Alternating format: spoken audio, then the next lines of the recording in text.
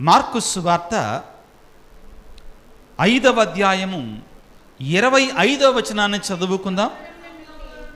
12 సంవత్సరముల నుండి రక్తస్రావ వ్యాధితో బాధపడుచున్న ఒక స్త్రీ, ఇక ఇప్పుడు వినండి జాగ్రత్తగా, ఎన్నో బాధలు పడ్డది.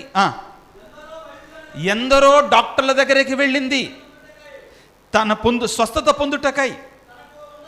తనకున్న డబ్బంతా కూడా వెచ్చించింది. ఆ వ్యాధి తగ్గటానికి బదులుగా పెరుగుతా ఉంది. ఎంత బాధాకరమైన స్థితి అండి. జనసమూహములో నుండి యేసయ్య వెనకగా వచ్చి ఆయన వస్త్రములు తాకితే చాలు నేను స్వస్థురాలగుదును అని తలంచి ఆయన వస్త్రములు తాకెను. ప్రియులారా, దయచేసి ఈ వాక్యాన్ని ఈ వాక్యమే ఈనాటి అద్భుతానికి గుండెకాయ లాంటిదండి. ఆ తాకటములోనే ఎంత గొప్ప విశ్వాసం అండి.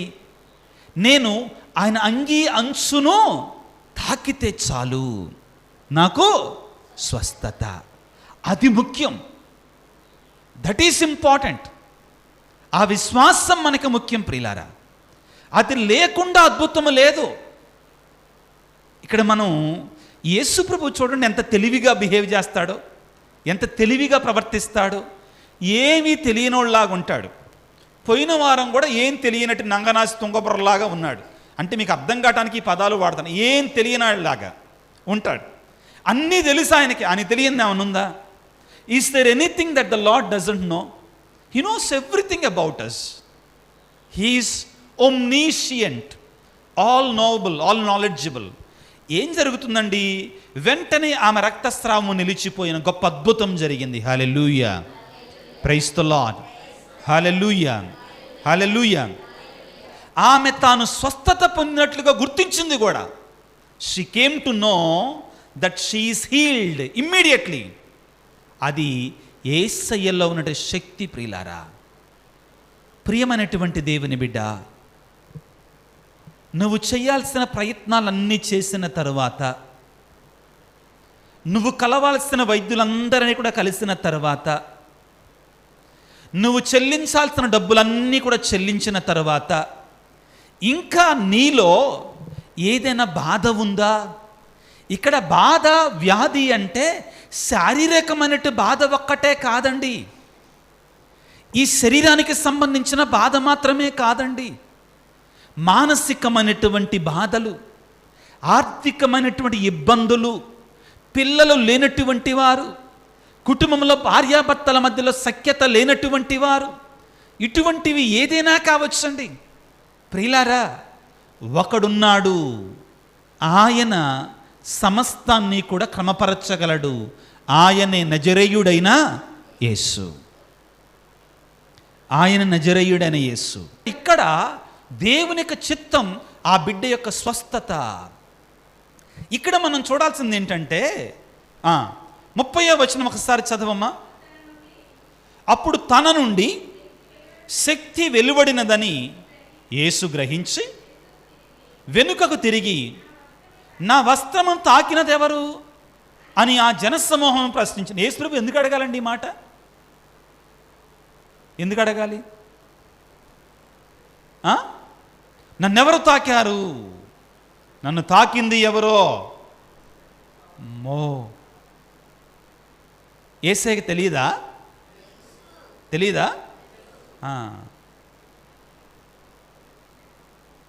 గడిచినటువంటి ఆదివారం యేసు ప్రభువు తుఫాను వస్తుంటే ఏం చేశాడు? ప్రార్థన చేశాడా? ఏం చేశాడు? హ్యాపీగా పడుకొని నిద్రపోతున్నాడు. ఏం చేస్తున్నాడు? హ్యాపీగా పడుకొని, ఎక్కడ మళ్ళీ అది కూడా పడవలో తలగడన. శిష్యులు ఏమన్నారు? గడిచిన ఆదివారమేనండి ఈ వాక్యం చదువుకుంది. మేము నశించిపోతున్నాం, మీకు పట్టదా మా గురించి? Don't you care for us? We're sinking, we're dying. నీకు తెలియదా? అన్నీ తెలుసు, అన్నీ నువ్వెలాగ బిహేవ్ చేస్తావు అది తెలుసుకోవాలి ఆయన. నువ్వెలాగ ప్రవర్తిస్తావు, నీ విశ్వాసం ఏంటి, దాన్ని బయటికి తీయాలి కదా, అవునా కదా? అది ముఖ్యం. నన్ను తాకినది ఎవరు, నన్ను తాకింది ఎవరు? అప్పటికే రక్తస్రావ రోగి జబ్బు నయమైపోయిందని గుర్తించింది, తాకింది గుర్తించింది. అక్కడున్న శిష్యులు ఏమన్నారంటే, యేసుప్రభు మామూలుగా వెళ్ళట్లా, యేసుప్రభు వెళ్తుంటే చాలామంది ఆయన మీద పడుతున్నారు తాకటానికి, చాలామంది తాకుతున్నారు, చాలామంది ఉన్నారు ఆయన చుట్టూ, నెట్టుకుంటున్నారు. కొన్నిసార్లు బిషప్ గారు వెళ్తుంటే ముఖ్యంగా అసలు తోసుకుంటారనమాట, నెట్టుకుంటారు. శిష్యులు అన్నారు, అయ్యా ఇంతమంది తాకుతున్నారు కదా, నన్ను తాకింది ఎవరు అంటారేంటి? యేసయ్య మాటలలో ఉన్న పరమార్థాన్ని గుర్తించండి. లేదో వాళ్ళందరి గురించి మాట్లాడతల్లా. ఏ స్త్రీ అయితే విశ్వాసముతో నా అంగీ అంచును తాకితే చాలు నాకు స్వస్థత అని గొప్ప విశ్వాసముతో నన్ను తాకిందో ఆ స్త్రీ ఎవరో? ఆ స్త్రీ విశ్వాసం బయటికి రావాలి ఈ రోజున. 33వ వచనములో తన స్వస్థతను గుర్తించిన ఆమె భయముతో గడగడ వణుకుచు యేసయ్య పాదములపై పడి జరిగినదంతయు విన్నవించను. అందరి ముందు ఇప్పుడు సాక్ష్యం పలుకుతుంది. It has become a witness for the other people. ఇది యేసుప్రభు యొక్క మర్మం. అందులో అర్థమైందా? అది అంటే ఒకవేళ యేసుప్రభు ఆ రోజున నన్ను తాకింది ఎవరు అని అడగకపోతే ఆ స్త్రీ సాక్ష్యం చెప్పేదా? అక్కడ ఉన్న జనం చాలామంది ఉన్నారు. యేసు ప్రభువుని రక్తస్రావ రోగి తాకింది, స్వస్థత వచ్చింది, విశ్వాసంతో తాకింది, స్వస్థత వచ్చింది. సర్లే పానీలో స్వస్థత పొందిన యేసు ప్రభు వెళ్ళాలా, నన్ను తాకింది ఎవరు? శిష్యులు అన్నారు, చాలామంది తాగుతున్నారు కయ్యా అన్నారు. అందరు తాగుతున్నారుగా, ఇదేం మళ్ళీ తాగుతున్నారంటావేంటి అని అన్నారు. లేదు నన్ను తాకింది ఎవరని చూస్తున్నారు. అప్పుడు ఆ స్త్రీ వచ్చి అందరూ మౌనంగా ఉన్నారు. అందరెదురుగా తనకు జరిగిన అద్భుతం, తనకు జరిగిన స్వస్థతను గురించి అందరి ముందు ఏం చేసింది? సాక్ష్యం పలికింది. హల్లెలూయా, ప్రైజ్ ది లార్డ్, హల్లెలూయా, హల్లెలూయా. ప్రభువు ప్రియులారా కొన్నిసార్లు ప్రశ్నలు వేస్తాడు. దేనికోసం? మన మేలు కొరకై, అదేవిధంగా ప్రజల మేలు కొరకై, వాళ్ళ విశ్వాసాన్ని కూడా బలపరచడానికి. అప్పుడు ఏమన్నాడు చూడండి యేసయ్య, గొప్ప మాట ప్రియులారా. 34వ వచనములో, అందుకు ఆయన ఆమెతో ఏమని పిలుస్తున్నాడండి? బిడ్డా, నా ప్రియమైనటువంటి బిడ్డా. ఆ వ్యాధితో, ఆ బాధతో ఉన్నటువంటి ఆ స్త్రీకి ఇప్పుడు నిజమైన స్వస్థత వస్తుంది. గుర్తుపెట్టుకోండి, నిజమైన స్వస్థత ఇప్పుడు వస్తుంది. ఎందుకని అంటే ఆమె ఆ వ్యాధితో ఇప్పటి వరకు కూడా ఎవరి దగ్గరికి రావడానికి సాహసించలా. ఎవరు తాకూడదామని మాట్లాడటానికి భయపడేవాళ్ళు. ఏమో నేను ఒక అడుగు ముందుకు వేస్తున్నాను, ఆమె 12 సంవత్సరాల నుంచి ఆ వ్యాధితో బాధపడుతుంది కాబట్టి ఆమె వాసన కంపు కొడుతుందేమో, ఎలా ఉందో ఆవిడ స్త్రీ.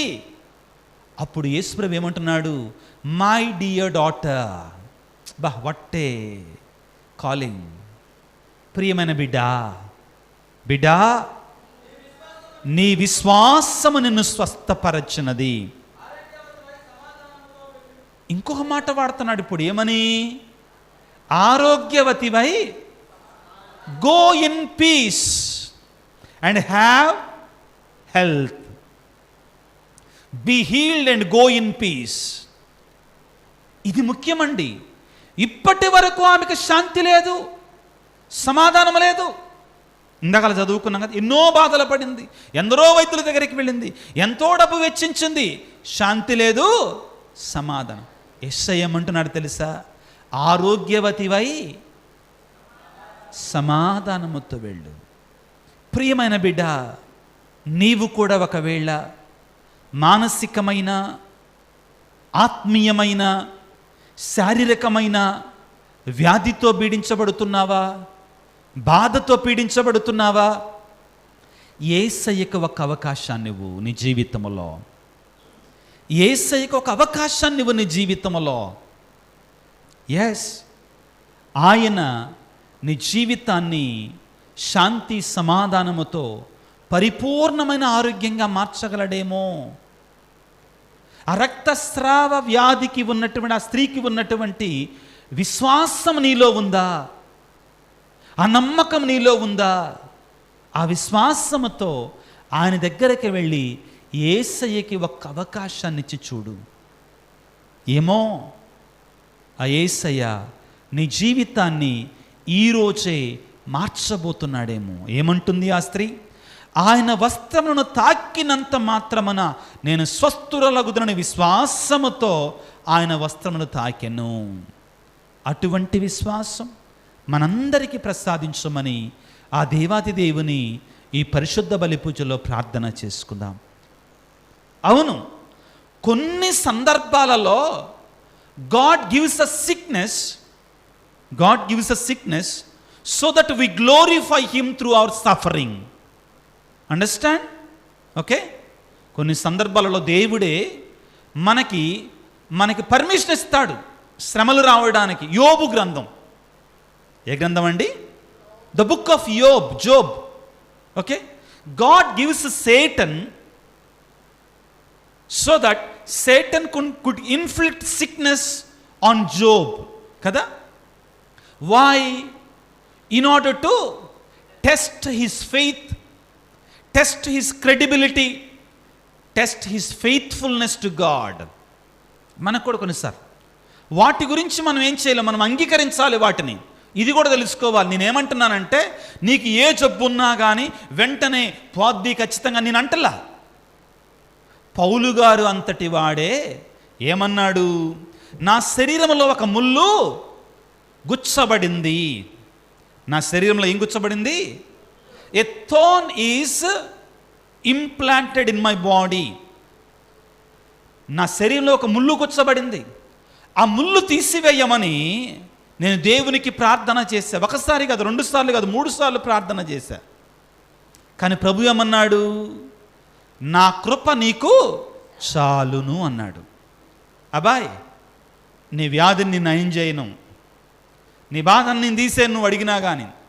నువ్వు ఆ వ్యాధితో ఉండాలి. ఆ శ్రమతో నువ్వు నన్ను మహిమపరచాలి. Hallelujah, praise the Lord, praise the Lord. చాలామంది పునీతులు ఉన్నారు, అలాగా చాలామంది పునీతులు ఉన్నారు. చిన్న తెరేసమ్మ గారు, ఎవరండి? చిన్న తెరేసమ్మ గారు ఎంత వయసులో చనిపోయిందావా?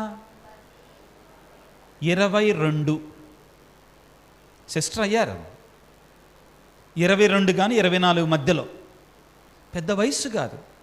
ఆమె ఏ తప్పు చేయలే. కానీ ఆమె యొక్క శ్రమల ద్వారా, అనారోగ్యము ద్వారా దేవుని మహిమపరచటం నెంబర్ 1. రెండవది ఆత్మల రక్షణ. అవును, ఈ విధంగా చాలామంది ఉన్నారు. మీ ఫౌండర్ పేరేంటి? Father William mayor. ఆయన చనిపోయినప్పుడు వయసు ఎంత? 42, 43, 42, 42 సంవత్సరాలే. గొప్ప వ్యక్తి. నేను చదివాను. ఆయన ఉన్నటువంటి ప్రదేశం దగ్గరికి వెళ్ళా. ఆయన సమాధిని చూసా. వారం రోజులు ఉన్నా అక్కడ. గొప్ప వ్యక్తి, పవిత్రుడు. చాలా నేర్చుకోవచ్చు ఫాదర్ విలియం మేయర్ దగ్గర నుంచి. యుక్త వయసులో ఉన్నప్పుడే దేవుని కొరకే రగిలినటువంటి ఒక నిప్పు కణిక. నేను అంటాను ఆయనను. He was a burning coal for the Kingdom of God. ఆయన మరి అంత చిన్న వయసులో ఎందుకు చనిపోయాడు? దేవుని యొక్క చిత్తం కొన్ని ఉంటాయండి. అయినా కానీ గుర్తు చేస్తున్నానండి, కొన్ని వ్యాధులు దేవుని మహిమ కొరకై, ఆత్మల రక్షణ కొరకై వస్తాయి. వాటి గురించి మనం ఏం చేయలేం. బ్రదర్ జోసెఫ్ తంబీ గారు, ఎవరండి? జోసెఫ్ తంబీ గారు. ఆయనకి బోధకాలు ఉండేది. అర్థమైందా? జబ్బుతో బాధపడేవాడు. నాతో చాలామంది చెప్పారండి, పునీతుడు కానీ శ్రమలున్నాయి. అవి దేవుని చిత్తం ప్రియులారా. వాటి గురించి మనం మాట్లాడలేం. ఈ రోజున దేవుని మీద విశ్వాసాన్ని, ఆ శ్రమలలో, ఆ బాధలలో కూడా దేవా నీ చిత్తము నెరవేరునుగాక అని ప్రభువునకు లోబడి జీవించగలిగిన శక్తిని, విశ్వాసాన్ని మనకు దయచేయమని తలలో వంచి చిన్న ప్రార్థన చేసుకుందాం. సర్వశక్తిమంతుడా, సర్వోన్నతుడా, పరమ వైద్యుడా, నీకు స్తోత్రాలు. ఈనాడు రక్తస్రావ రోగిని స్వస్థపరిచిన గొప్ప దేవా, కుమారి నీ విశ్వాసము నిన్ను స్వస్థపరిచినది. ఆరోగ్యవతివై సమాధానముతో పోయి రమ్మని పలికిన దేవా, ఈనాడు అనారోగ్యముతో, అస్వస్థతతో బాధపడుతున్న బిడ్డలందరి కొరకై ప్రార్థిస్తున్నాను. నీ గాయపడిన హస్తములతో తాకి స్వస్థపరచండి. ముఖ్యంగా భయంకరమైన వ్యాధులతో ఉండటం మమ్మందరినీ కూడా నీ పవిత్రమైన హస్తాలతో తాకండి ప్రభువా. ఇదిగో మానసికమైన, ఆత్మీయమైన, శారీరకమైన రుగ్మతలతో, వ్యాధులతో, రోగాలతో ఉన్న ప్రతి బిడ్డను, అన్నిటికంటే ముఖ్యంగా ఎంతో కృంగి కృషించిపోతున్న బిడ్డలందరినీ కూడా ఈనాడు రక్తస్రావ రోగిని స్వస్థపరచినట్లుగా స్వస్థపరచండి. నీ సన్నిధిలో ఉన్న బిడ్డలను దీవించండి నాయన. వారి తలంపులను, ఉద్దేశాలను, కోరికలను ఆశీర్వదించమని మా ప్రభువైన క్రీస్తు ద్వారా వేడుకొనుచున్నాము తండ్రి.